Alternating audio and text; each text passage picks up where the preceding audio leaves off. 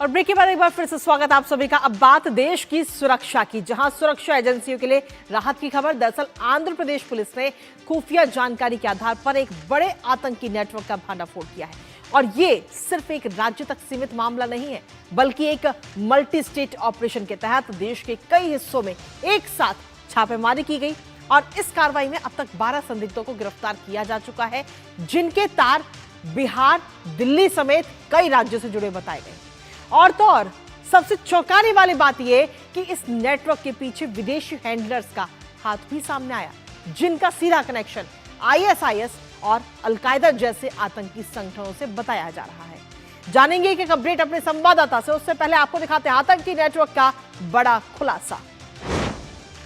तो जी हां, आंध्र प्रदेश के अंदर ये बड़ी कामयाबी मिली है। आंध्र प्रदेश पुलिस को ये बड़ी कामयाबी, जहां आतंकी नेटवर्क का ये बड़ा खुलासा किया गया है। बहुराज्यीय अभियान चलाया गया जिसमें 12 संदिग्धों को गिरफ्तार किया गया है। और सिर्फ आंध्र प्रदेश नहीं, आंध्र प्रदेश के साथ साथ बिहार, दिल्ली समेत और कई राज्यों में छापेमारी हुई है, जिसमें 12 लोगों को गिरफ्तार किया गया।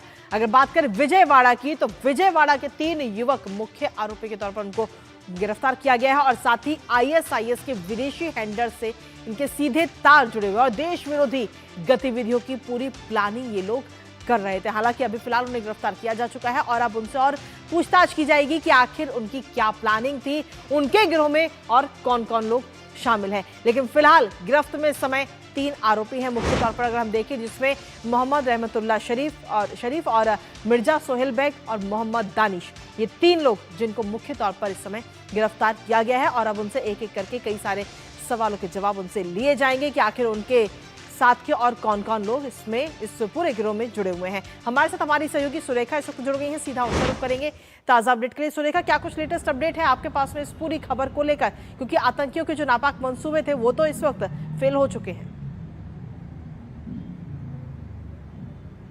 जी हाँ, और ये भी अपडेट दे दूं कि कुल मिलाकर 12 नहीं बल्कि ये संख्या 13 की है, जो ये गिरोह की बात बताई जा रही है। और ये दरअसल जो गिरोह है 2 टीम्स में बटा हुआ था। एक 5 सदस्य का जो आईएसआईएस के नाम से जाना जा रहा था, और 7 सदस्य का जो दूसरा टीम है वो अलकायदा इंडियन सब कॉन्टिनेंट के नाम से चला रहे थे। और इसमें 3 नहीं बल्कि 2 और लोगों के नाम भी जुड़ गए हैं जिनकी गिरफ्तारी हुई है, जिनमें से एक महिला है, हैदराबाद के चंचलगुड़ा के इलाके से है, जो शादीशुदा है, एक बच्चा है और वो डोमेस्टिक हेल्प के नाम पर काम कर रही थी, लेकिन साथ ही में इन लोगों के साथ संपर्क में थी। एक और व्यक्ति कर्नाटका के बेल्लारी से जुड़े हैं, वो भी सलाम नाम के व्यक्ति जो है उनको भी गिरफ्तार किया गया है। और इन सभी 5 को जो है आंध्र प्रदेश के राजमंड्री सेंट्रल जेल में भेजा गया है। और ये लोगों की अगर हम बात करते हैं, इनके अलावा 7 और अलग अलग राज्य है जहां पर पूरे भारत में जो है, जहां पर 9 टीम्स के तौर पर डिवाइड होकर जो है इस वक्त काम किया जा रहा है सुरक्षा कर्मियों द्वारा, और इनके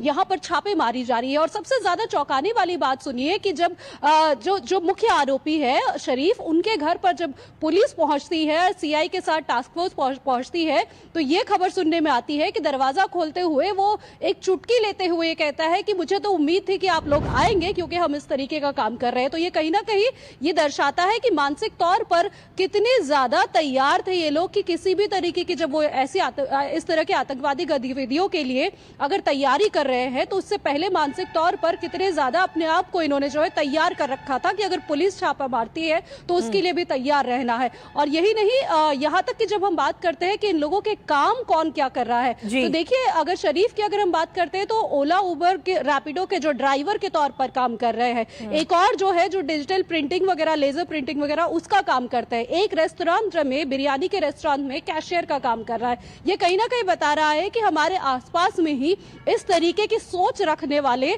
जो देश विद्रोही काम करने के लिए नेट पर सर्च कर रहे हैं कि क्या विस्फोटक बम बनाए जा सकते हैं, कितना ज्यादा उससे आतंक फैल सकता है और किस तरीके से उसे बनाना है, ये सारी चीजें जो है वो नेट पर सर्च कर रहे हैं। और इनके लिंक देखिए पूरे देश भर में है, 7 राज्यों में अलग अलग जगहों पर जगह है। हम बिहार की बात करते हैं, वेस्ट बंगाल की बात करते हैं, राजस्थान की बात करते हैं या महाराष्ट्र की, तो पूरी तरीके से देश भर में जो है इन्होंने एक दूसरे के साथ संपर्क साधा हुआ था। और इन तीनों दिनों की भी अगर हम बात करते हैं, विजयवाड़ा के एक मस्जिद, वन टाउन मस्जिद जो के पास में जो मस्जिद है, वहां पर ये लोग जो है अक्सर मिला करते थे और यही से जो है इन्होंने इस तरीके के सोच विचार का आदान प्रदान किया है। और यही नहीं, यहाँ तक कि जब पुलिस इनके और जांच कर रही थी तो इसमें यह भी पता चला कि किस तरीके से डिजिटल जो है वो इन सारी चीजों में गतिविधियों में थे और वीडियोस वगैरह किस तरीके से बनाना और देखना, ये सारी चीजों को लेकर जो है बहुत ज्यादा सतर्क भी रह रहे थे और दूसरों को रेडिकलाइज करने के लिए भी